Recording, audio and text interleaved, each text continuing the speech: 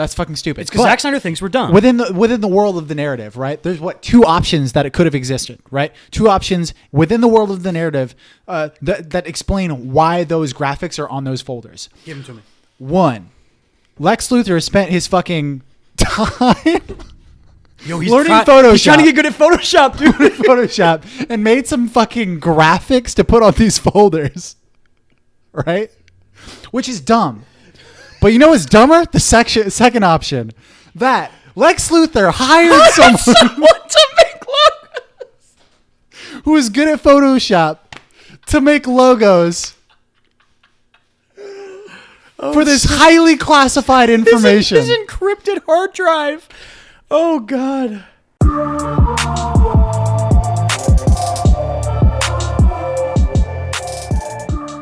Good? Yeah. That's good. Because we're in. Yeah. It's time. Are you ready? Oh, I'm ready. Are you ready?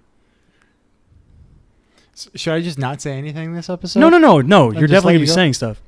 Okay. We are doing a spoiler. Well, welcome, everybody, to the Chris and Kyle Show. Spoilers. Batman vs. Superman, Dawn of Justice. How long have you been waiting to do this episode? Part of me didn't want to do it at all, and part of me really wants to do it. Now that we watched it, I'm ready. All right. I'm ready. Okay, so here's the main reason we're doing. One, I hate this movie. Like, notoriously hate this movie. So I thought it would at least be, if nothing else, an entertaining rant from me, right? Right. You're fogging up your glasses, but only one of them, and it's really silly looking. It keeps fogging your left lens. Okay. I'm a big fan of monocles. Oh, okay. Yeah, makes sense. So the reason that this became relevant enough of a movie to do a spoiler episode on is because Zack Snyder decided to say some things, and I'm gonna read the things so that people can know why this resurfaced in my soul to have to do this episode. And by the way, have to rewatch the movie, which we just finished. We just rewatched Batman vs. Superman: Dawn of Justice. We spent 2.5 hours watching that movie. We did it. So I'll tell you the quote. It's pretty long. He says, "Someone says to me, Ben Affleck's Batman killed a guy." And I'm like, fuck, really? Wake the fuck up. Once you've lost your virginity to this fucking movie, and then you come and say to me something about like, my superhero wouldn't do that. I'm like, are you serious? I'm like down the fucking road on that, Snyder said. It's a cool point of view to be like, my heroes are still innocent. My heroes didn't fucking lie to America. My heroes didn't embezzle money from their corporations. My heroes didn't commit any atrocities. That's cool, but you're living in a fucking dream world, he added. That's what he said in response to somebody like asking a question about the movie or something. What was your immediate reaction to that? Fuck you, Zack Snyder! That was my immediate reaction. Fuck you! Mine wasn't even like that strong. It was just a stern eye roll. Stern eye roll? Yeah. It was this fucking guy. This fucking guy, right? This fucking guy. This fucking guy, right? Isn't there another quote about how he references Watchmen? There might be, but I closed it, so I don't know. Yeah. There's another part where like he references Watchmen and basically like look at the heroes in Watchmen. Like which, if you don't know who Zack Snyder is, he also directed the Watchmen film. And completely different things. Completely different. Completely different. Completely different. Whew. Okay. How do you want to address gauging this film? So, all right. So it's easier for you to watch your most hated film than it is for me to watch my. Well, you hating My Dinner with Andre. I literally like it. It would be fucking torture for me to sit there and watch it. Okay, so I don't know if Batman vs. Superman is like my least favorite movie I've ever seen. Mm-hmm. The thing that makes me most angry about it is that there's a good movie in there somewhere. Mm-hmm. That's what makes me the most angry. And there's a lot of positive. There are parts of this movie that are really good. Mm-hmm. There's scenes that are great. Obviously, everything Zack Snyder makes is beautiful. He makes beautifully shot films. He's an incredible visual director. Right. There's things in this movie that are gorgeous. Mm-hmm. And there's also scenes that are really good. And I even like Ben Affleck's Batman. I think he's a solid Batman. I wouldn't even go that far as to say scenes are really good. I think that there are images of this movie that are spectacular.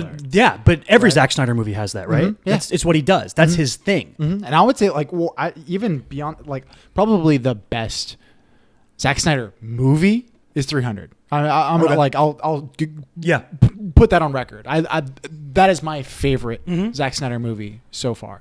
I like Watchmen. I think Watchmen's a better movie than this movie. Oh yeah, for sure. But I think that he can establish and organize a shot incredibly well. But he can't do that within a scene.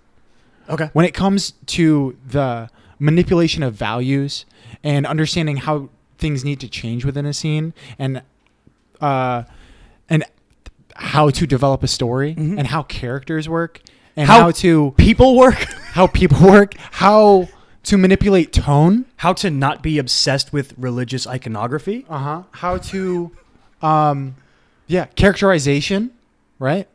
Understanding source material. That's a big one right there. Yeah. Woo! Although I think you could argue that he understood the source material of Watchmen really well. Yeah, so we've talked about this before, and You've read Watchmen. I haven't. You've never read Watchmen? No. You've seen Watchmen. I've seen Watchmen. I've Haven't seen read it. Watchmen a couple times, and I've But you read it Watchmen and you love the comic. and I've seen both versions of Watchmen. There's an extended cut okay. that has the tale of the Black Freighter in it, which is basically the tale of the Black Freighter is a comic book that exists within the comic book about this pirate that lives on an island and fucking ties together a bunch of dead bodies to sail off the island. That sounds really cool. It's fucking. That sounds super cool. It's so cool. But in the movie itself, they do it as like an animated.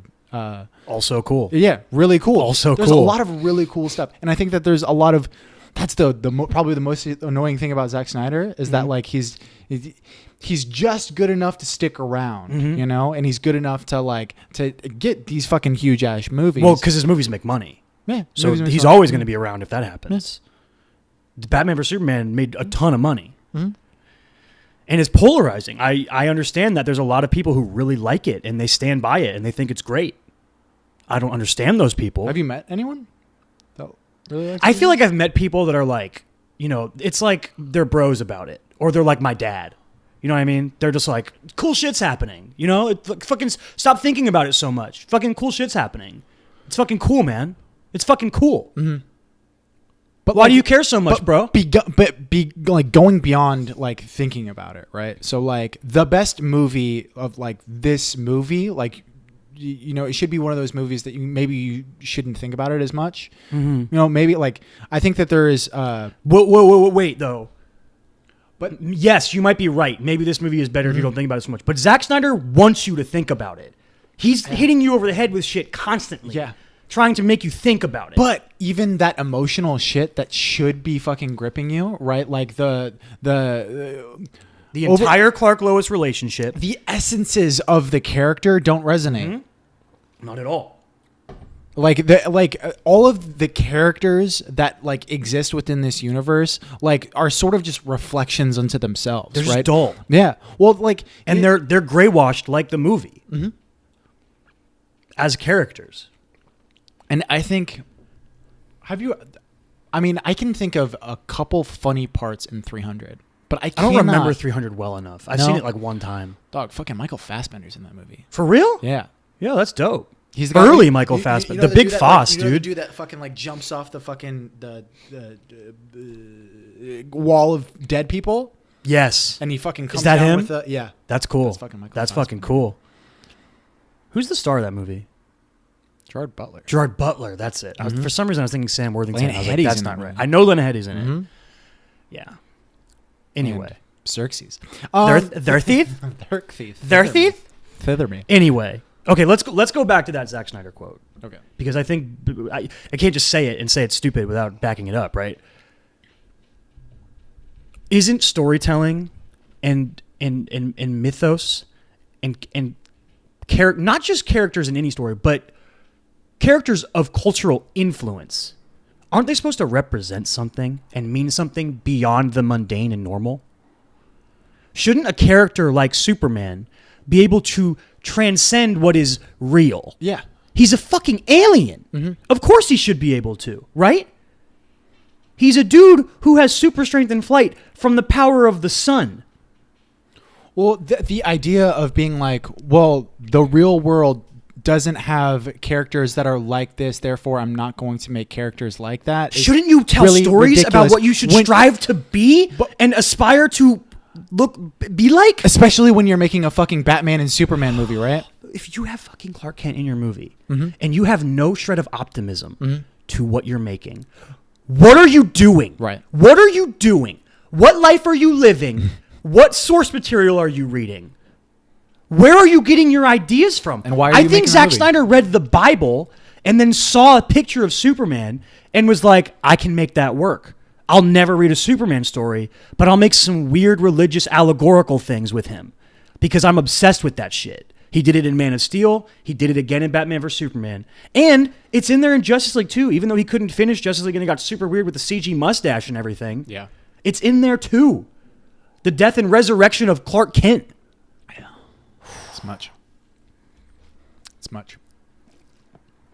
But yeah, it's just a little bit ridiculous to...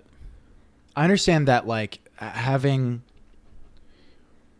He's misinterpreting what, like, Alan Moore's original intentions were with Watchmen, right? So Alan Moore was like, look, I'm seeing all of these Supermen, like all these comic book heroes, and he was so influenced. He loved those characters. When did Alan Moore write Watchmen? Do you know off the top of your head? Was it like 80s? 80s? Okay, so it was post Frank Miller Batman. Batman was already a badass.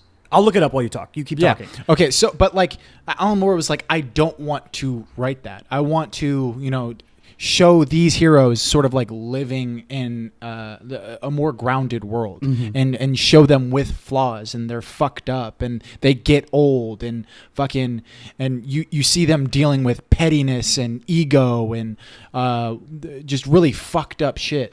86. You were correct. 86. And Zack Snyder was like, oh, well, like, that's how you make a good story. You know what I mean? Like, and then he It's just like somebody put that once. into his It's head. like Zack Snyder was sitting in a screenwriting class once, and the teacher was like, "The most important part of a character is to give them flaws," and that's all he took from it. Okay, I'll just give them nothing but flaws, and Well, and even like the things or that were, I'll really embellish on their flaws. Might be a better way of saying. because we shouldn't put everything on him as far as That's true. Good things. That's and true. bad He things, agreed to right? work with a writer who doesn't even like comic books to make the movie. Mr. Who? Goyer. Goyer doesn't like comic. No, he books? fucking talked about how he hates them. What else did he do? He's The done- Dark Knight, right? Or no, something Nolan He didn't- related. I'll look it up.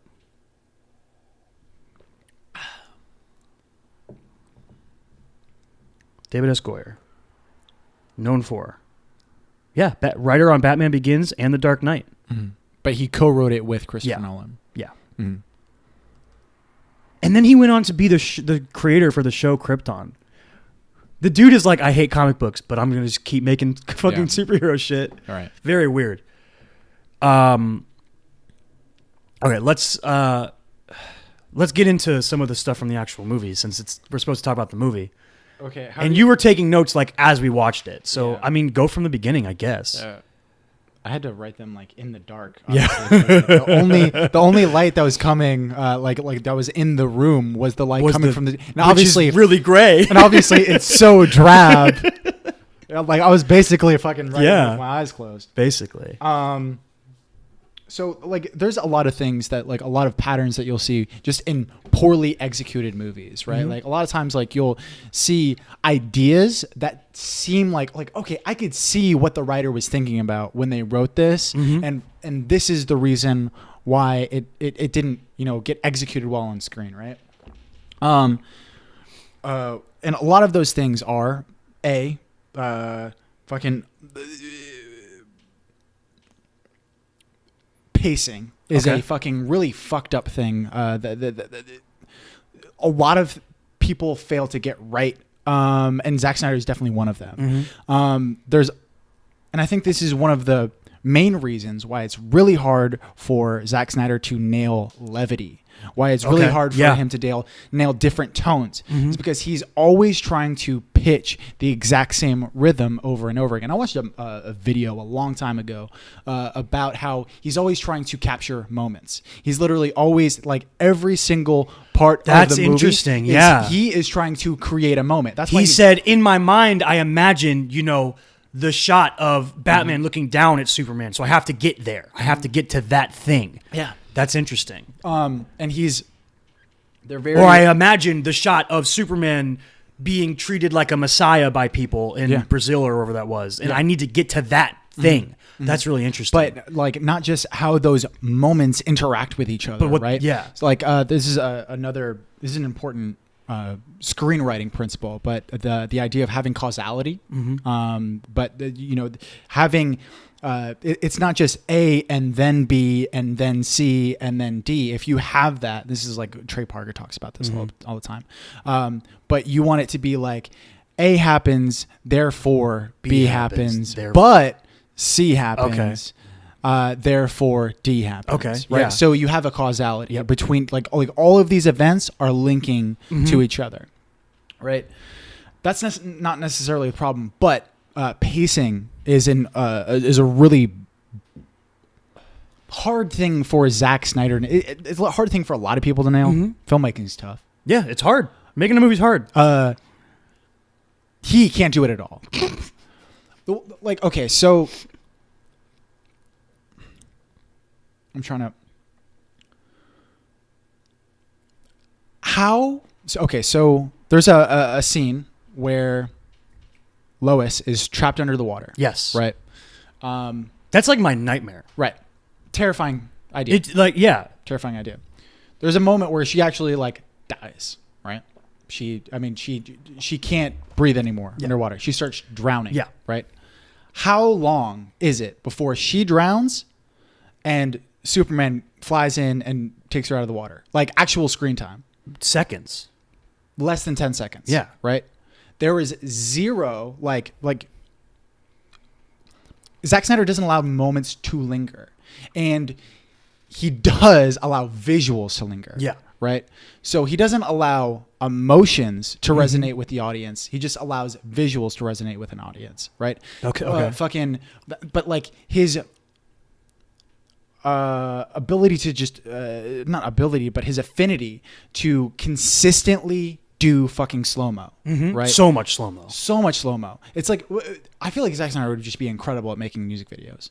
Oh yeah, he'd make great music videos. Right. Hell yeah. Yeah. He'd be amazing at it. Yeah, I would love to see fucking Zack Snyder directing music videos or just being a cinematographer. I think that his movies are beautiful. Yeah. But contrast this with someone like Christopher Nolan, right? Who's Christopher Nolan's... you can kind of feel like he's trying to emulate, right? Especially in this movie because it's a Batman movie, and obviously we know what Nolan's done with the Batman with the Dark Knight trilogy. But if you look at pretty much every Christopher Nolan movie that you watch, there's a breakneck pace to every Christopher Nolan movie that you watch. Dunkirk really makes me think of that. Maybe it's because it's the most recent one that came out, right? But like, it's just like stuff is coming at you, but. I think what you're getting to is you still linger, you still, but you still get to feel the moments. My point is that he will break that pace for moments that he needs to linger on, right? So when you see fucking Heath Ledger, fucking it's the first time that you see the Joker, right? We linger in that moment. When it's he gets slow. Off the bus. And it's funny. Or about to get on the bus. Well, like I'm talking about like anytime that he's actually like you need to like bond with his character. Yeah. Right? Like or understand who he is. He allows it to resonate with the audience. Yeah. You know, like count the amount of cuts that. Well, it's like when you get to any scene where when he's doing a let's put a smile on that face story, it's there and it's not getting away from it, and you're there, you're feeling it. Yeah. You're in that. Yeah, right. For sure. Yeah, he doesn't utilize like a lot of master shots within his movies, and when he does, it's for a specific purpose. Well, that right? I so this increases the dynamicy of the pace, right? Okay. He knows when to linger on moments when he should, right? And that's something that Zack Snyder, like, he is always going to linger on certain visuals, but never certain emotions. And it's one of the reasons why, like, he can't nail a joke. Like, there's a lot of funny, like, things that you can tell are trying to be funny. Okay, like so that's one of the things I wanted to cape bring line. up. I said it while we were watching it. There is the Martha's cape line when Batman says, "I'm a friend of your son's," and she says, "I figured from the cape." Then there's another the line with Wonder Woman where Superman's like, "Is she with you?" And Batman's like, "I thought she was with you." Both of those jokes, they fall completely flat because they feel unearned. Right. They haven't earned that tone. Like you can talk about Marvel. Maybe there's overdoing it with their humor sometimes, making almost too many jokes, to being too quippy, but you cannot deny the fact that they earn their quips. Right. They make sure that you understand the tone of what's happening. Right. This movie was just like 2 hours of nothing funny, and then they started to try to make jokes all of a sudden because they're friends now. Also unearned. What else you got in there? Because you were going like linearly, so. Yeah. Okay. So I started off like my first bullet was visually stunning. Yeah, which like, is true. You can tell from the jump. Yeah. From the intro. the young Bruce dream sequence, which how many movies are going to see with Bruce Wayne's parents getting murdered in the Pearl shot? I don't know. Maybe it'll never end. But you know, the kid coming out of the cave and the flying, it looks pretty. In the dream, it's beautiful.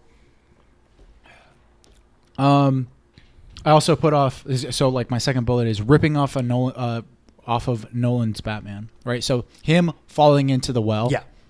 I mean, it's just it's this weird thing where it seems like maybe like some of the things, which this could just be a weird case of like us getting older, and so we're sort of seeing the process of the ideas of what a story is changing. So like the Bruce Wayne falling in a well thing, that was Christopher Nolan's thing, right? Yeah. But I think maybe now people think that that's just, you know, that's the Batman story. Right. He found the cave when he was a kid because he fell into it. It's this weird thing of like the way stories change through time. You know what I mean? And I feel like that just might be something that we're seeing of that. I wonder if that was the origin. If it has maybe any I don't know. Yeah, kind I don't know. of basis. It might. I don't know. Comic books. I don't know. So my third bullet is rhythm is off, pacing. Yep. Right. Talk about that. I put poor logic. Yeah, I'll Right? say. Right. Poor logic. So Poor logic if you had to watch this movie. So after you get through the intro, right, and then we go into like the sort of flashback where you're seeing the fallout between Superman and Zod fighting in Metropolis. Yes. Right, and you see Bruce driving through like all of these fucking the city, exploding, falling buildings and like all this chaos, right, occurring in the city of Metropolis, right, and he gets on his cell phone and calls Jack. his work, right, his building, and he says, "Hey, get everybody out of there," and they're like working. Yeah. It's like they didn't even realize what was going on. What? They literally turn and look out the window and go, "Oh my god! Yeah, all there's these a fucking spaceship!" buildings falling around them, fucking like explosions and all this shit, right? Like, Bruce doesn't have to tell them that in order for them to. They should realize that on their own. Is accord. it an attempt to establish that like Bruce Wayne cares about his employees? I think that it's just backdrop. I think Yeah, that like it's that's just- yeah. that a lot of shit that happens with movies like this. Like, it's just like, oh well, like obviously this is going to happen, right? I get, But they don't think it through. if you sat down and you said, my intention is to make a movie where Batman and Superman have conflict coming out of Man of Steel, it would be understanding that Bruce Wayne could go through the destruction of the city and be angry. That makes complete sense. Yeah, and be I angry like about that. it. That's really viable. Yeah. That works really well. But you're right. Just again, and it's kind of a pacing thing again, right? Just the way that the scenes are set up, like it doesn't make a lot of sense. I wouldn't say it's as much pacing as it just straight up execution. Yeah. So like that was like my fourth bullet here. Fifth. You got a lot of bullets on there, dude. Sixth You were bullet. going in. All right, so I put a lot of the ideas are cool, but the execution is poor. And one of them was the idea of showing fallout of Superman and Zod fight and it giving a reason to Bruce for hating Superman. Yeah, exactly. That is I think it's a good idea. That's a wonderful motive. And I like the idea of that conflict, like sort of coming out of like we talked about you've read All-Star Superman? Yeah. Right. Oh, I've seen the movie. I haven't read it. Okay, but basically like the main conflict of All-Star Superman is like where the conflict comes out of, the source of the conflict is Superman's own power. Yeah. He's too powerful for his own good, right? And I feel like that is like in a way like this kind of branches off of that kind of conflict. The fact that Superman is like has created all this chaos, all this destruction. There's all this collateral damage to him doing good. Now, this idea is brought about with when he goes up into the mountains, when Clark goes up into the mountains and he talks to his dad. Yeah. And his father talks about a story. It's not his. It's not his actual dad. It's like a vision or something. Yeah. Right. Clark Kent has a moment. Yeah. In the snow. Yeah.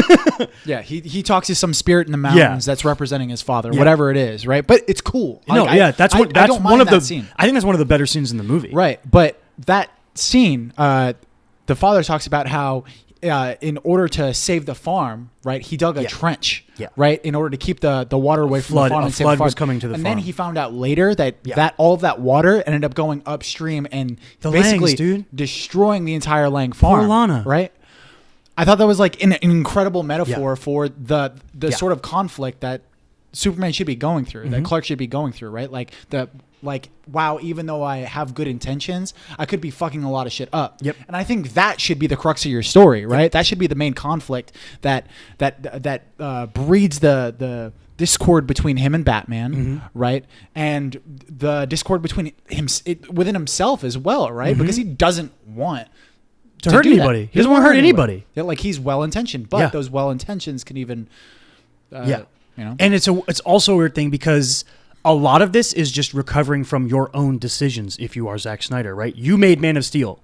You made a movie where Superman destroyed everything, and then the fallout of that was people being like, I feel like Superman wouldn't do that. I feel like Superman would have like flown him to the moon or, you know, bring him out to the middle of a prairie somewhere and fought him not in the middle of Metropolis and destroyed everything. Yeah. And that was like a big fallout after Man of Steel came out. It was people reacting that way. And then it's almost like Zack Snyder was like, I have to address this in the next movie.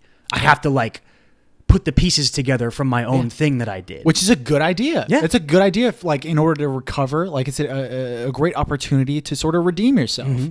And the idea is there. It's just not executed as well. That makes me think about, so it's in the world of Batman vs Superman, the people are sort of split on how to think about Superman. Is he a good guy? Is he a bad guy? Do we like him? Do we hate him? And there's a statue built in his honor in Metropolis. And I said to you, I was like, you writing that down on your notes? Because I want to talk about that. Yeah. And just the mannerism of that statue, I think, is a metaphor for the movie itself, right? If you think about any other source material, there's always a statue of Superman in Metropolis. It's a thing from Superman mythos. Right. How is he usually posed? Exactly. The all-American sort of chest out, strong, proud, trustworthy looking guy, right? And this, he's like crouched down low, and he's like he's doing like a weird thing with his arm. Well, it's like he's an like Atlas pose. Yeah, but he's like crouched down. And there's nothing on his back. It's like even that itself was like it's like you have a completely different idea of who Superman is than what he is. Right. And obviously in the world you're imagining is completely different than what to me Superman represents and should be. Yeah. I agree with you there. I do like the idea of like a majority of the population, or even a sliver of the population, whatever, being scared of the power of Superman. Yeah, that makes sense, right? Especially after what happened in Man of Steel. Exactly, makes complete sense. Exactly. But then the weird thing is that, like, it's also just human nature. Yeah, right? but You then the fear weird what's thing is powerful. like, he keeps doing good stuff. And I'm going to specifically talk about Batman and not the people. Mm-hmm. He keeps doing good stuff, and Batman just keeps hating him. Right? Yeah. And then there's this really... You were talking about, like, execution. Lex Luthor tries to frame Superman for murdering a bunch of people in the middle of some desert somewhere because Lois Lane is there and he goes to save her. But everyone got killed with guns. So why people think it could have been Superman makes no sense to me. Also, while we're talking about that scene, why fucking put Jimmy Olsen there at all? What are you doing? What is going on? Mm-hmm. Jimmy Olsen is, I mean, he's silly. He's a goofy character, right? He's Superman's little pal. Yeah. But he's important to the mythos of Superman. He's part of what, like, connects him to humanity. He's his friend. Right. He's Lois's, like, little assistant. He goes and takes pictures for Lois. And he's also, like, a usually... younger.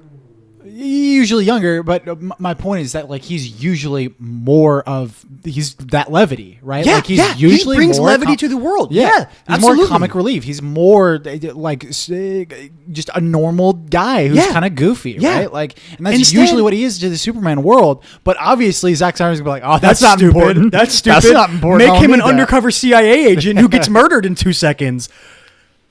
Oi. Oi. Oi. I wonder if the extended cut goes more into that. Yeah, I don't know. Maybe. We couldn't rent it, so I don't know. I'm not buying it. Fuck that. Nah, Fuck that's that. a little much. That's a little much. You know what? You know who I do like? I think Alfred's good in this movie. Okay. I think Jeremy Irons is good. And is also right the whole time, which as Alfred should be. I got it here somewhere.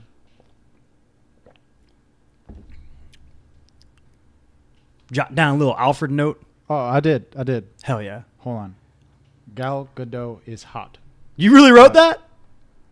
Production design is dope. These are all true. Jesse Eisenberg's performance? That's something we need to talk about for sure. We will. I did. Did you really write a question? So mark? I did. Yeah, That's I funny. did. That's funny. That's fitting. Because I don't know how to feel about it. I think Right? it's like something that Right? like It's I something think in that's a different- so weird.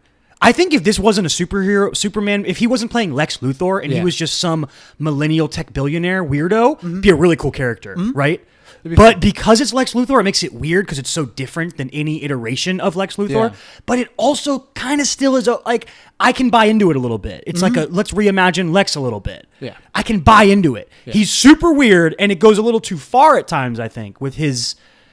femininity. No, I'm Like- cool with that. That's kind of what's interesting about it. But he's like always like quoting random things and like he's so out there. I think that Lex probably has the best lines of a lot of the. Yeah, probably. He's got the the most majority of the movie. He's got the most batshit dialogue. Like he's saying crazy shit all the time, but it's like he's kind saying of crazy, cool. but there's a lot of like really cool things that Yeah. that he says. So I like the painting metaphor. I like that. Like Oh, when you yeah, can I first see turn it that upside down? That's well, cool. Well, and it's the first thing he says is like he's like that painting should be upside Yeah. down because we all know that the demons come from above Yeah. and not from below. Like I thought that was a really No, it's cool. Yeah. It's also a very beautiful painting.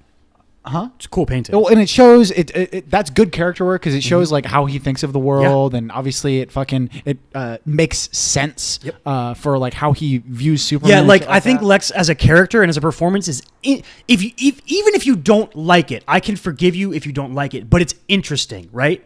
It's Yeah. interesting. It's something to think about. I do think that in terms of like plot, it's just like a little much. Right. You know what I mean? Like it Right. gets really convoluted at the end when he makes Doomsday and they decide to shoehorn in a whole Doomsday movie in the last 30 minutes. Yeah. That's great. Fun. Fuck that. Whatever. And then he's the weird thing where we're gonna come kidnaps back his to mom. that. Yeah, okay. We're gonna come All back right. to that. Okay, so going back to Alfred, right? And I wrote, this is one of my bullet points. So I wrote, I love the casting of Jeremy Irons as Alfred, right? But I feel like that should come caveat? with With an asterisk? with like a little addendum, right? Okay. I feel like he's too cool for Alfred in a way. I think it depends on which Alfred you're thinking about. There's a lot of different iterations. Like, is he kick-ass? I was in the British Secret Service, Alfred. I buy Jeremy Irons as that. I don't. I do buy Jeremy Irons as that, right? But like, there's just something. I don't know. I feel like Jeremy Irons Alfred will fuck your bitch. Like I feel like. Yeah, Michael Caine Alfred wouldn't do that. No. He'd be like, no, that's your bitch. I won't fuck. I could, but I won't. That's the difference. Michael Caine's Alfred could but wouldn't. Yeah. Jeremy Irons Alfred could and would. Yeah. Absolutely. But I still do like the casting. I think that they actually do a very good job of not only casting with Jeremy Irons in performance, but I think that it's a very good portrayal of Alfred, just in writing and in. He's like Bruce, you're wrong. Bruce, you're wrong. He also just seems like kind of like going back to levity again. He brings a little bit. He brings a little bit. He talks like, shit and it seems to Bruce. natural, and it seems a little bit more natural than I think Ben other... Affleck and Jeremy Irons had a good give and take a little bit there. Yeah, it's also they do like a good, like Alfred's doing cool shit whenever you see him. He's always doing like he's fixing stuff and like he's wearing a scarf, or he's wearing like welding clothes. You're like, what are you doing, Alfred? What are you up to in the Batcave, man? Bruce has got you doing all his dirty work. Yeah. So, other you know damn well that Zack Snyder, like somebody was like at DC was like, yo, Zack, you got to put in like some sort of nod to the greater DC universe, and he was like, I got to think of something. Oh, one of Bruce's surrogate kids got murdered. That's the thing I'll include. That fits my niche. What was it? The Robin outfit with the lines from the Joker on it in the Batcave. It says, haha, Batman, joke's on you. Yeah. On the Robin outfit in like graffiti writing, which is, it's weird when you think about it. Like Jared Leto Joker wrote that. Right. That's super fucking weird. And I hate it. Mm-hmm. But like, that's like the one thing where Zack Snyder was like, yeah, I'll put that in my movie for sure. One of his kids got murdered. I'm into that. All right. So... yeah, production design. Let's talk about that a little bit. Okay. I think that it's great. I think that like a lot of the environments and everything are really cool. Batcave, great. Mm-hmm. I like the statue as even though that it is a reflection. I'm not saying the statue is bad. I think it's a reflection of the movie. Yeah. And the ideas behind the movie. Mm-hmm. Yeah. It's a metaphor for the film. Yeah, I think like even like LexCorp is cool. It's like this weird like techie but like millennial. There's like a basketball court and shit, and it's weird. Like, it looks like something that would like be on Silicon Valley. Yeah, it does. Like it would be like a branchy Hooli. Which if you're making a this movie came like 2016 or 17. If you're making a 2015 post movie about a billionaire in his like late 20s, early 30s. That's a good chance what he's like. He's probably like a Silicon Valley type guy. Right. It's interesting. Yeah. But a lot of the environments and stuff I think are fucking really cool. All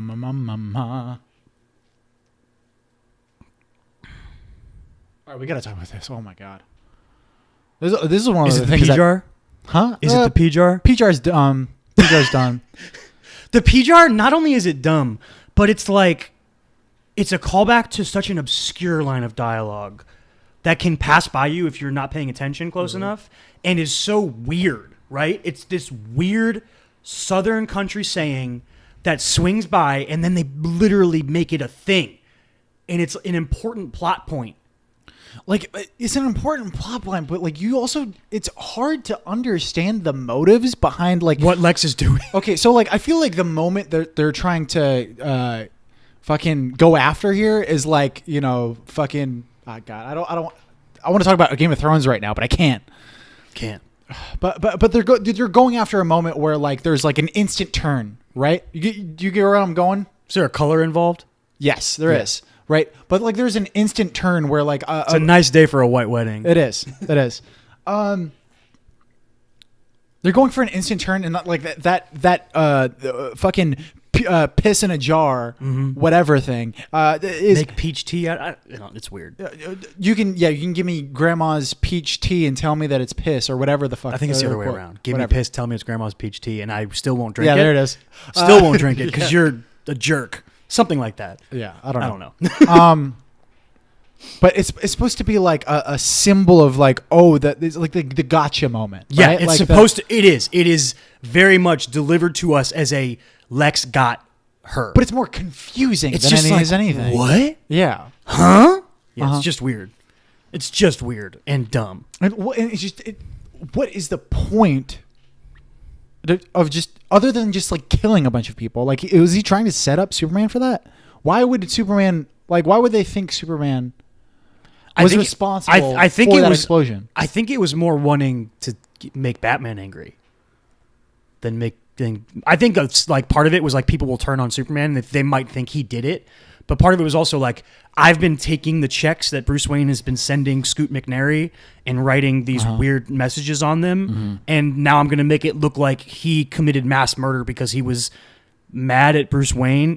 I'm not saying it's good, but I'm saying it's another reason he might have done it. Yeah. I want someone really smart to write fucking Lex Luthor for once.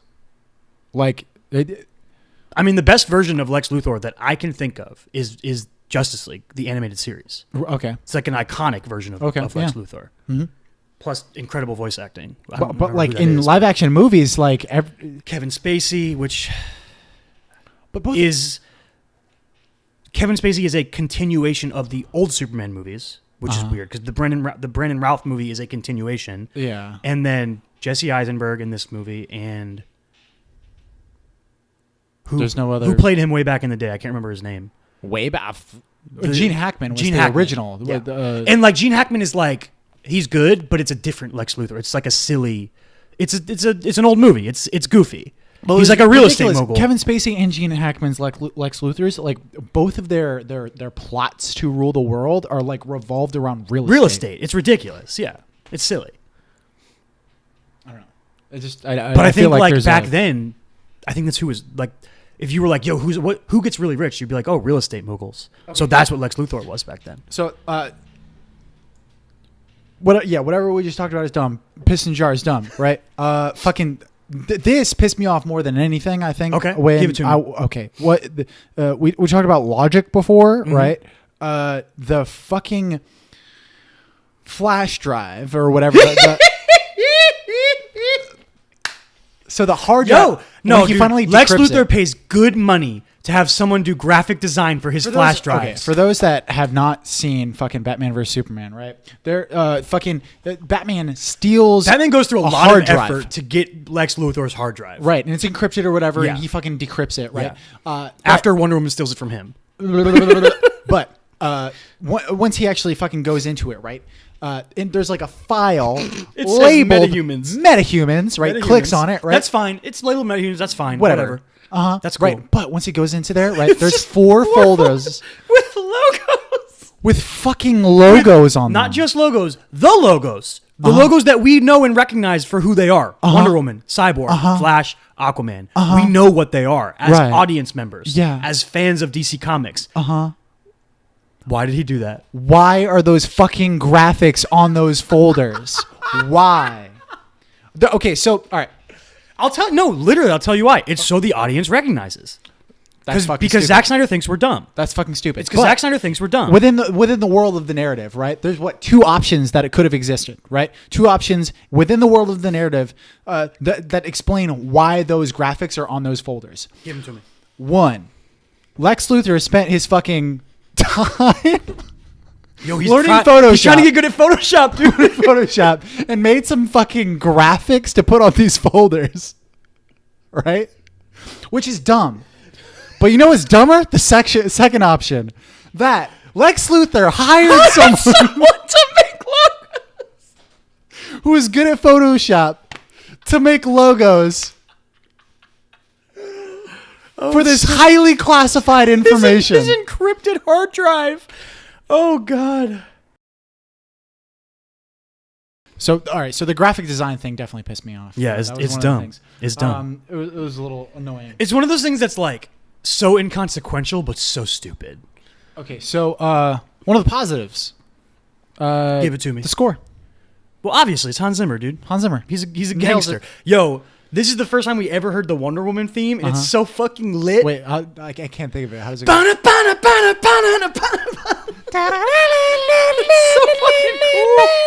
It's such a badass theme, dude. Oh my god! Like I would be like, I'm on the couch and I'm like, this movie is just going on, and then I'd be like, give me hype. Yeah, and then they kept it for Wonder Woman, which is cool because it's so good. Do you think that he was like probably like already scoring Wonder Woman and then like they used? I don't know if Wonder Woman would have been filmed yet. No, I don't know. They were probably like, yo, They probably were like, we want you to make a theme that we can Wonder Woman, use yeah. in the Wonder Woman Yeah. movie for Yeah. sure. I would think. I don't know if he actually scored Wonder Woman or not, but because it's also like kind of like it's so unique to her character. Like it Yeah, like doesn't sound like anything doesn't else sound like in anything the else. Yeah, it's in the movie. kick ass though. Dude, Wonder Woman's a good fucking movie. Like I saw the picture and I was like, oh man, like, huh. Yeah. I mean, give me good feelings. Mhm.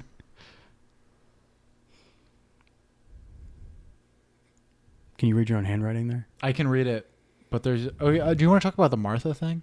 How stupid it is. It's just Martha! It's so weak. Why do you say that name? Like It's I the don't know. flimsiest. That's what I'm saying when I say they haven't earned the friendship thing, right? They're making jokes and they're on the same side now, and they haven't earned it, so we don't believe it and we don't feel it. Is because the moment that it happens is this bullshit. How It's would like you- it's the turning point of the film, right? It's Right. like this is the moment where this movie stops being Batman vs Superman and starts being Dawn of Justice. And it's this stupid shit. It's their moms having the same first name. That's so dumb. right. Wow. It's weak. It's flimsy. Woo! It's flimsy as fuck. Did you know that there's probably Let's be backseat screenwriters here. How would you change it? How would I change the turning Yeah. point? I wouldn't have made this movie. I don't fucking know. I wouldn't have made a movie where the fucking basis of the film was the fact that we have to have Batman and Superman fight each other. It just Really? never would have happened in my brain. No. God, no. I think it's dumb. Really? Yeah. Oh, so like it's hard for you to just buy into the like. Yeah, I think it's stupid. Okay. Like in most movies, in most superhero stories, I usually feel like there's that whole thing where in fandom you're like, oh, who would win? Who would win? I usually don't care about that conversation. I don't really buy into it. I don't care. It's like, who would win? Whoever the person writing the story at the time thinks would win is the answer. But in a way, you're kind of like the perfect person that should write fucking Batman vs Superman, though, right? Like it should come from that sort of nurturing place where like these people shouldn't fight each other. So Why would they? Why let's give them all of the reasons that like to fight each other. Well, here's right? what I was going to say. So, in the spirit of that thing, not being buying into the let's shoehorn in a reason for these heroes to Right. fight each other, and it's almost always because they just won't have a goddamn conversation, which drives me nuts. Like Batman, like Superman showed up and he was like, "I need to try to get this dude to help me," and Batman's like, "No, I'm just going to fucking fight you." Yeah, which is without stupid. listening. It's just stupid. But so like what you need to do is make it a situation where like a conversation is not going to help anything, right? Which would be good. But I'll also counter that because I watched Avengers today. Okay. And the scene when Iron Man and Thor throw down is great. It's a really good scene. It just, for some reason, it's the way that it is built up to and the circumstances of it. Yeah. And it's not long. It's not like the climax of the movie. It's just a thing that happens and then Steve Rogers breaks it up. But Hulk and Thor, that's also like it's very tangential. Like that is not like the entirety of the movie. Hulk and, you mean What did you Iron Man and Thor early on in Avengers fight remember. in the forest. Oh wait, and like Loki's there? Yeah. Okay. Because Thor shows up and takes Loki when they're Okay. trying to arrest him. So Iron Man's like, I have to go get... He doesn't know who Thor is. He's never met him. Yeah. He just knows that he took Loki. So he goes and he attacks Thor. Yeah. And then they fight for like, it's maybe 5-minute fight, and it's a cool fight. Yeah. And then Captain America shows up and he's like, hey, stop being jerks. And it's like, okay, let's move on. But again, that's very temporary conflict. Exactly. Right. Yeah. Like that's not like if you're gonna have a Batman vs Superman movie, the entire like you have to have much more multi-layered. When your movie conflict. is built around, they need to fight each other. Right. And it's like the climax of the film, or in this case, the first climax of the film. right. So all right. So you know how I would do it. How would you do All it? right. This is how I do it. All right. Backseat screenwriting. Backseat screenwriting right here. All right. So Are we there yet? I like the the motive, right, for Batman to hate Yeah. Superman, right? The fact that he thinks he's destructive. Right. I'm not sure how you would get Superman to hate Batman because I feel like that was Clark Kent. very weak. That's not Clark Kent. It's very weak. But well, I think that like I'm not sure about that. Right. He hates But- him in this movie because he's branding villains. But if you're gonna have Batman, who is like ultimately like he's angry at Superman for causing all of his collateral damage. You know what? I just had an idea. You know how you get Clark Kent to hate Batman? You do it through journalistic means, where he's like, I'm chasing a story, right?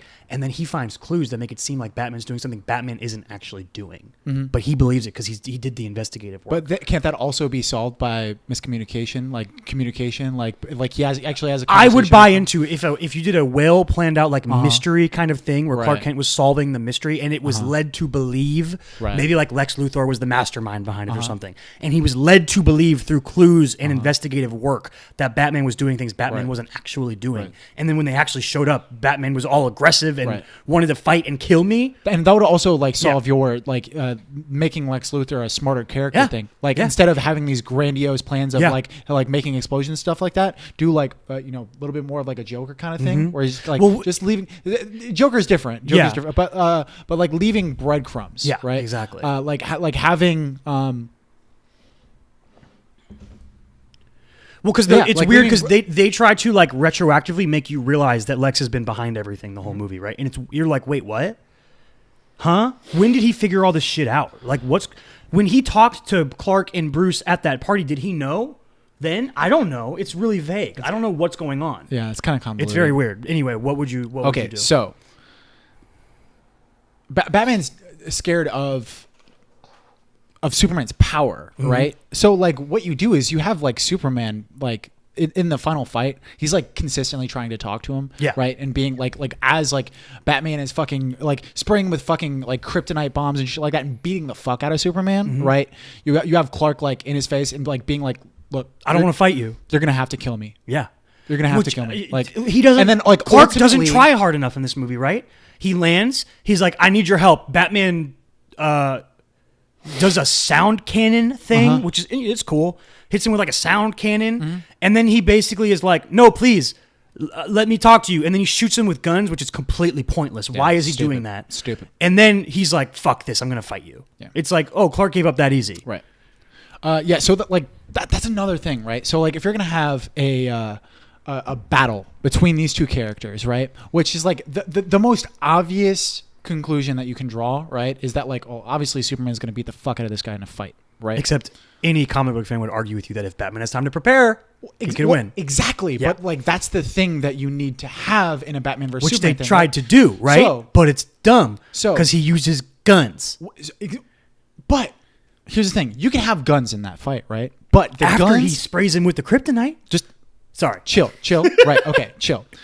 You have guns, right? But those guns are leading to something, right? You have the audience be in that moment where like, really, motherfucker? Guns? You're using guns? Guns? You have, so Superman thinks that as well, right? Superman's, really, motherfucker? Guns? And that's how he gets into a trap. Yeah. Right? That's kind of really similar to Red Sun.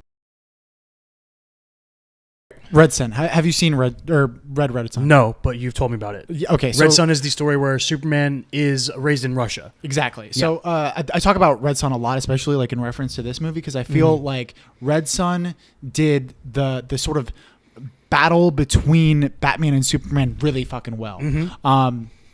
There's like a really good motive for Batman to try and fight Superman. Right, and B, like the second prong that Batman and Superman BVS really fucks up is fucking how Batman fights Superman, right? Yeah. So how Batman fights Superman in Red Sun is basically like his hubris. Like it comes from that like that foundation of conflict where like Superman is too powerful for his own good. In Red Sun, going up to the point of the him conflict. Meeting, conflict like of him actually meeting Batman for the first time. Like he's never actually challenged before. Okay, he's like he doesn't have any kind of villains. He's fucking untouchable, you know, and like that reflects in how he behaves. He walks right into a trap. Okay. Basically that's been set up by Batman, who's been preparing his entire life for this moment. So yeah, I would fucking definitely recommend Red Sun for anybody that hasn't. Save that for a shout out on an episode or something. Yeah, maybe. Yeah, we should do a spoiler on Red Sun. I think that'd be fun. Cool. I mean, we're doing a comic next week. Yeah, like this movie's whole thing is like we build up to a Batman vs Superman fight, and his final weapon is a spear.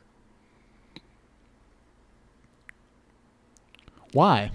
I like the gas things grenades. are cool. The gas grenades are cool, but that's literally the only like thing that he uses that is effective. And it also like it goes away like that, which is fine. That doesn't really bother me. Yeah. It's like the first time it happens, you're like, oh, okay, it's a temporary thing. Okay, move on. Mm-hmm. Yeah. Then it's all like the thing with like Doomsday is weird. The way they do Doomsday is weird. Okay. Tell me if you disagree with this, because I think that you might. Everything after they make up, right? The Batman and Superman, they kiss and make up, right? I wish. Everything That'd after be that, hot. everything after that, I liked. I like Batman and Superman and Wonder Woman fighting Doomsday. To me, it was fun. Like I get to see in live action. I'll agree Batman that it's and fun. Superman and Wonder Woman fighting a big scary monster. I'll agree that it's fun, but I hate that it's Doomsday. That's like a butchering of Doomsday. Yeah. What are you doing? Why is that Doomsday? Like what? Doomsday is an iconic villain from an iconic storyline that you decided to shoehorn into your saga in the last 30 minutes of your movie for no reason. True. Because for whatever reason, you decided that the end of this movie had to be Superman dying when everyone in the fucking world knows you're not actually killing him. It's dumb. Yep. And you've seen Max Landis' Death and Return of Superman. Yes. Great YouTube video. Check it out. Yeah. But it's about how basically the Death and Return of Superman comic book storyline killed Death in comics, which is like one of the most annoying things about the comics, right? It's like, it's annoying that that's a thing. Death doesn't mean anything because people are just going to get resurrected somehow. Yeah. Why bring that into your cinematic universe at the very beginning of it? Why? Like, I feel like saving Doomsday, like, could you imagine if Doomsday was a Marvel villain? Or if there was picture a world where there's a storyline where Thanos killed Captain America, right? Okay. And now, leading up to Avengers Endgame, we know that Chris Evans doesn't want to be Captain America anymore after this movie. You'd be like, dude, he's going to fucking kill Captain America. It's going to happen. We're going to see it happen. Going into a movie where I know Doomsday is going to be in the movie, I want it to mean something when he fights Superman. And why is he like a weird energy monster? That's weird too. That's not a thing. What's going on? Yeah, they did the sort of like whatever we hit it with, it develops. It becomes even stronger because that's the main the premise of Doomsday, right? Is that like whatever kills him makes him stronger. Yeah, right. He always comes back stronger. Yeah, but like he literally in the comics he has to die. Right, he literally has to die. He's defeated, and then he comes back stronger because he was like originally like a single-celled organism on Krypton. He was like created on Krypton as like almost like a weapon of mass destruction. He ends up like killing the scientist that built that made him. It's like a Frankenstein kind of thing too. Instead, in this movie, it is General Zod's body put into a weird tub with Lex Luthor's blood. It's very dumb. Yeah. But when I turn my brain off, I do like that last 30 minutes. It's fun. It's definitely fun watching them fight. Although I will always say this. If Clark was not an idiot, he would have been like, hey, team, huddle up. I have the spear. Hey, Wonder Woman, you're trained in all kinds of weapons. Why don't you wield it? Or, hey, Batman, we can distract him because we're strong. Why don't we distract him and you sneak up on him and stab him in the back? Wait, hold up. Why would the dude weak to the thing fly in head on? We got to pause stupid. We got to pause this episode right now, okay? Because you're being a misogynist right now, okay? You're telling me that Batman is stronger than Wonder Woman? No. What? You said Superman should huddle everybody together, right? And be like, hey, Batman, we're stronger than this lady. That's not over what here, I said. Right? That is not what I said. The first thing I said was let Wonder Woman use the spear. Look, ladies out there, I want to let y'all know that I don't support that. I'm not standing for it. Okay. Why are you pretending that I said something I didn't say? And as soon as possible, I will be replacing Kyle. He will be let go because is it going to be the Chris and Chris show? The ideals of tcaks of tcaks that are not represented by this episode? Because I said that Wonder Woman is the best option for killing Doomsday. Because she has so much extensive training in weapons and fighting. Said that she was weak? I didn't. Good bit. Good bit. It's been real, guys. I'll miss you. Yeah, it's dumb.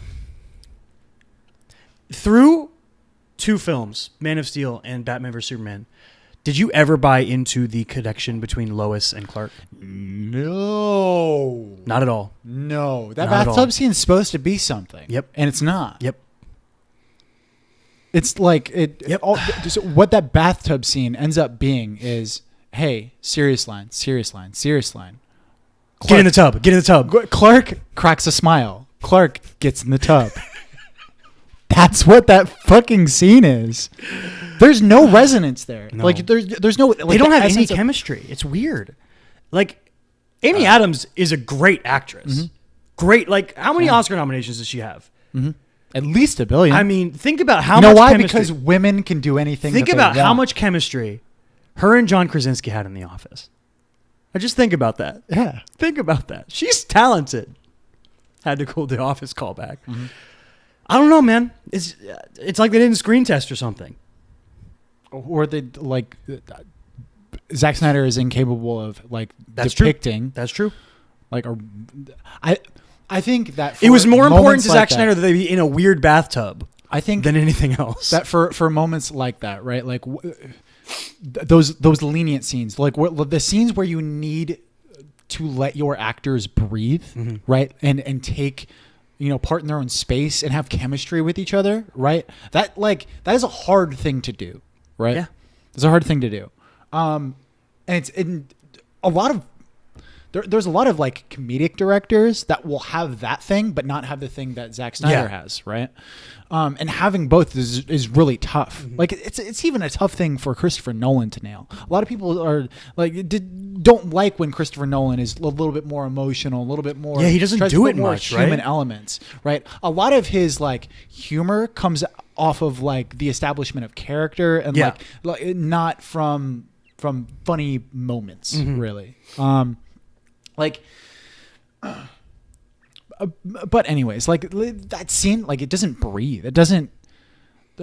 Yeah. It's stale. It's just there. Uh-huh. It's like this is the moment where we realize that they're in love, and you're like, wait, what? Really? You're like, okay, Clark is getting into a bathtub right now, fully clothed. This should be funny. It should be funny and semi-cute, light and cute. Uh-huh. Yeah. But no, it's just nothing. It's not. It's just blah. Nope. Can we talk about Ma Kent? This might be the thing that makes me the most angry out of anything in this movie. You like Superman. You know Superman. Right. We both have an affinity for the character of Superman and what he represents and stands for as a character. Right. And I don't know about you, but I get angry at people who just are like, oh, Superman's boring. Superman's mm-hmm. boring. Boring. Fuck off with that shit. We also both like Smallville. Mm-hmm. And what's the one thing that Smallville does right that this movie fucking just... Heart, baby. Heart, baby. Mm-hmm. Oh, so much heart. Yeah. It's cheesy as hell, mm-hmm. but it's heart. Superman should be kind of cheesy, right? A little bit. Yeah. A little bit. Superman should be kind of cheesy. Like, he should be like kind of... You should have like that Tim Tebow factor where you're like... A little bit. Like, yeah. You kind of roll your eyes. Yeah. Where you're like oh, come on, Tim. Tim. This fucking guy. This guy. Married a supermodel? All right, Tim. I get it. Yeah, you're right. That being said, because Superman is a character who has a strong ground built in his morality and what he stands for and what he believes Superman stands for, because it should be a distinction that he is Clark Kent. He is not Superman. Mm-hmm. Superman is like the uniform he puts on. It's his mask, right? Superman is a different being. And he understands that Superman is this greater than thing and stands for something beyond himself and beyond an individual. Where did he get all that from? Where did he learn about truth, justice, and the American way? In this universe? No, I'm talking about in most Superman things. In most Superman things, it's got to come from the parents. It's from his parents, right? And I'm not talking about Jor-El. Uh-huh. I'm talking about Jonathan and Martha Kent. a.k.a. Pa and Ma Kent. Nice little farming couple from Smallville, Kansas, who instill strong morals and a moral compass and a desire to do the right thing in their alien son. Because that's one of the most fascinating things about Superman is the fact that he's the greatest guy and he doesn't need to be. Mm-hmm. Yep. What is Ma Kent in this movie? What does she say to her son? Fuck him. Basically, right? She basically goes, fuck them. Fuck everybody. Yeah. You don't owe them anything. Be selfish.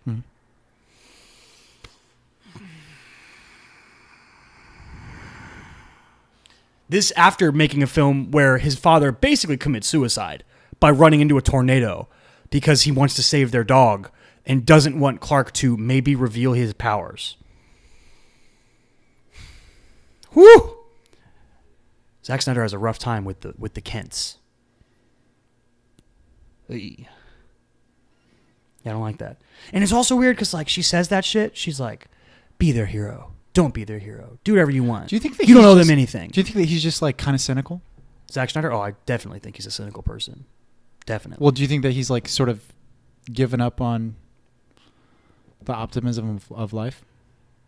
Like, I hope not. That would be a bummer.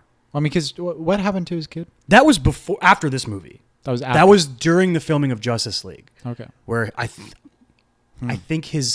one of his children committed suicide. I'm not positive. I know one of his kids died. Yeah. Which is awful. Which is awful. It's Absolutely really awful. sad. Yeah. And that's why Joss Whedon finished Justice League and he didn't. Yeah, that was after this movie. So that has no bearing on Batman vs Superman. I don't know. Have we hit all of the things? There's so It's many been a lot. things. It's been a lot. It's taken a lot out of me. Yeah. Mm-hmm. Watching it took a lot out of me. Yeah? Yeah. Like, I'm so like different. Like you experiencing BVS is so much different than like if we sat down and watched My Dinner with Andre. Like I would literally like we would have to like pause it. I would have to walk out of the room. I've never seen it, so I don't know. I had to push myself like it was a marathon. Mm-hmm. It was actually an hour and 30. It's also a very different kind of movie. Like even if you Very. don't like a superhero movie you're Very. watching, you can be like you can get through it. You know, Very. there's stuff happening. Mm-hmm. Yeah. Yeah. All right. I think we did it. We did it. Batman vs Superman: Dawn of Justice, Electric Boogaloo. We some kind of Suicide Squad. Why is there like such a need for fucking Long ass titles. what is it? Colons? Colons? Yeah, in colons. titles? Yeah. I don't know. What? I don't know. Colonified titles. I don't know. I'm making up words here. It's It's like weird. it's a recent trend. You don't see a It lot of seems like it. especially with like sequels. And I think stuff. it's because I think it's a thing with sequels. I don't know. But like, how often do you see so like all the Harry Potter books do it, right? Because they're called Harry Potter and the something. Yeah, they're not colons. But No, it's but they are and and the. But in the that's their own movies, thing. you're just like, no, I'm watching Chamber of Secrets or I'm watching Goblet of Fire, right? You're not saying you're not like I'm watching Harry Potter and this. Like you know what they are. I'm watching Order of Phoenix. Mm-hmm. Yeah. Whereas like then you get to the Fantastic Beasts movies and they were like, here is Fantastic Beasts and where to find them, which is a long title and is funny, but it's the name of the book that he writes and you get it. Then they were like, wait a minute, this is a series. We'll call the next one Fantastic Beasts: The Crimes of Grindelwald because the series is named after the book that Newt wrote in the first movie, but has nothing to do with the actual premise of the movies. It's very strange. Very strange. I feel like it's more of a thing in books where you'll have like and the something or colon the something, book series, but it's more of a recent trend in movies a little bit. Yeah. Very strange. Well, like every Jurassic World: The Fallen Kingdom. yeah. Why? Uh-huh.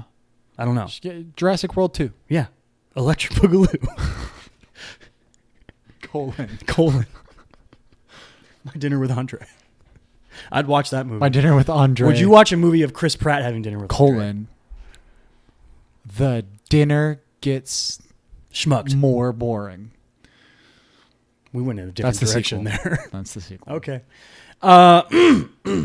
Cool. This has been the Chris and Kyle Show. Spoilers. Batman vs Superman: Dawn of Justice. Look forward to next week. Like I mentioned earlier, we're going to be doing our first spoiler episode on a non film or television show property. We're going to do a comic next week. Green Valley. Okay. Which you have not read and I own have. them, right? No. You don't own them? No. How am I supposed to get them? We can get them. We can make it happen. That was a bad idea. I thought you owned them. No. Wait. I might. I'd have to look in those boxes. I don't know. There's a lot of comics in those boxes. Poor planning. We'll figure it out. Yeah, look forward to that. I think it's going to be a fun one because it's like, it's a bonkers story. It's just like wild. Okay. And it's very spoilerific. If you know like what happens, you're like, oh, okay. Like it's not what you're expecting. So that'll be fun. I'm looking forward to it. And then after that, we will have our Blue Chips week because your brother clinched the bracket. Yeah. So, yeah. Find him, chrismichaelstott.com. Check out his scripts. Chris Michael Stott on Instagram. Find me, DavinWell25, Twitter and Instagram. Find the show, The Chris and Kyle Show, on Facebook, on YouTube, on all podcasting platforms, on Instagram, tcaks pod on Twitter. I think that's it. We've done it. We out. We out. Stay weird.